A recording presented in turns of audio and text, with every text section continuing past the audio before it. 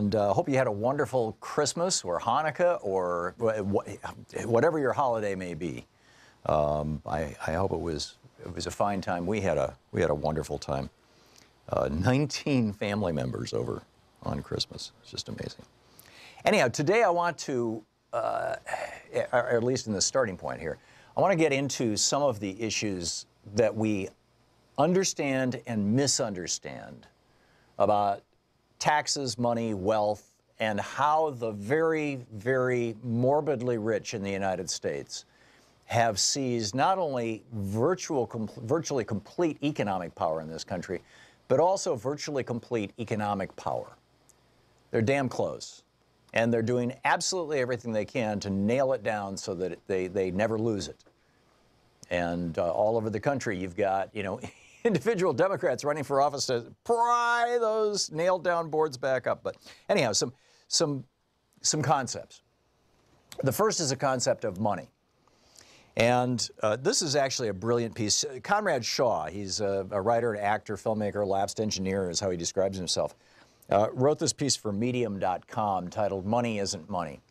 And he makes two important points that I just want to stick in your head here. The first is, he says, if you give a starving man $5, you've given him his next meal, right? He can buy a sandwich. But if you give a wealthy man $5, you haven't given him a sandwich. He doesn't need a sandwich. What you've given him is $5. So sometimes money actually represents, our core needs, and sometimes money represents money. It's just money. It's just a medium of exchange. And then building on that, he takes the example of Mark and Mary.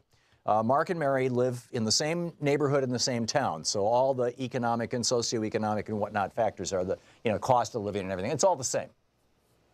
And Mark makes $40,000 a year. Mary makes $20,000 a year. And in this particular neighborhood, when you add up the cost of rent and food and transportation and basic stuff, electricity, septic, water, all just the basic stuff that you have to live, it costs $19,000 a year to live in this neighborhood. Mary's making $20,000. So Mary has $1,000 in disposable income at the end of the year or throughout the year. Mark, on the other hand, who's making $40,000, Mary's making $20,000. Now, most people would say Mark makes twice as much as Mary, right? Because he makes $40,000, she makes $20,000. He's actually making 21 times as much as Mary, because both of them have to spend $19,000 to live in the neighborhood.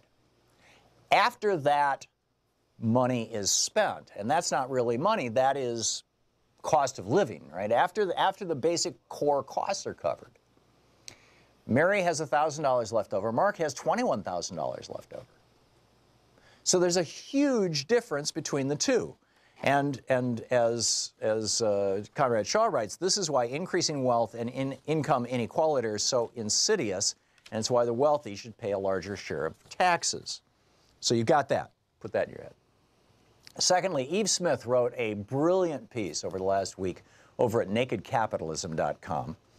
And it starts out by recapping the current most widely held theory that keeps constantly being regurgitated on the pages of the New York Times and the Wall Street Journal and Financial Times and talking to financial advisors or friends or whatever, that why is it since 1980 the economy has just been kind of Why is it that wages never recovered after the Reagan presidency? Why is it that are working people's wages? Why is it that the rich, the top 1/10 of 1% or 1/100th of 1%, have seen their income go up over 600 times, 600%. But the average working person has actually seen their wages go down since the Reagan presidency. Why is that? The main theory that's put forward right now is that we stimulate the economy, that the economy is soft because of lack of cash. Whether it's lack of available credit or whether it's lack of money for investment. It's a theory that's devoted to the top end of the economic pyramid, right? That there's and the story goes something like this. And in fact, actually, I can quote from Eve Smith here. The secular stagnation is caused by a heavy overdose of savings, right? People are saving their money relative to investment, which is caused by higher retirement savings due to a declining population growth and an aging labor force, and an inflow of precautionary Asian savings. In other words, the theory that everybody's operating under is that billions and billions of dollars of money are coming from China, and they're buying up real estate, driving up housing prices, but they're not helping anybody's wages. That baby boomers are aging out, and they're just saving their money. That wealthy people are saving their money, and all those savings are slowing down the economy. And the Fed needs to speed it up by making interest rates even lower. Well, we know that that's not true because the Fed reduced interest rates to zero, functionally.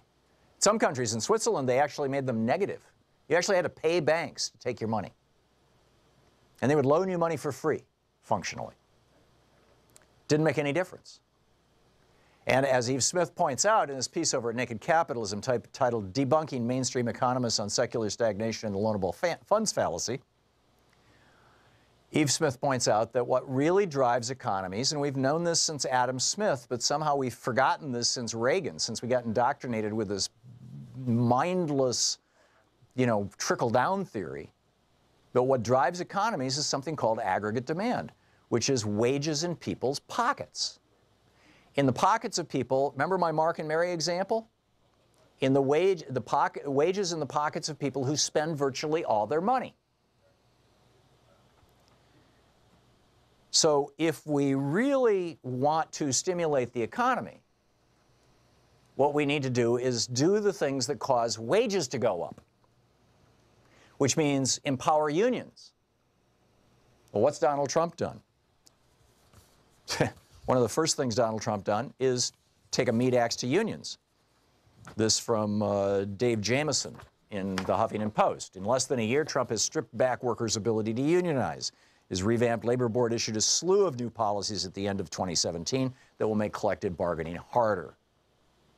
So Trump is doing the things that, and the Republicans are doing the things that will suppress wages, which isn't going to help the economy. At the same time that they're telling us that, this was the Jobs Act, right? The tax cut was actually the Jobs Act. At the same time, they're telling us that by giving rich people more money, well, by giving all of us more money, they're saying that it's going to, wonderfully stimulate the economy. Well, some money will be going, some of these tax cuts, many of these tax cuts will be going to people in the middle, but they're not going to be very large and probably won't have that much impact on the economy, and they're not permanent. They're only there for a few years, and then they go away. The tax cuts for rich people are permanent. The tax cuts for corporations are permanent. The tax cuts for banksters are permanent, but the tax cuts for average working people, no. They go away after just a few years. So what the Trumpistas are doing is the exact opposite of what should be done.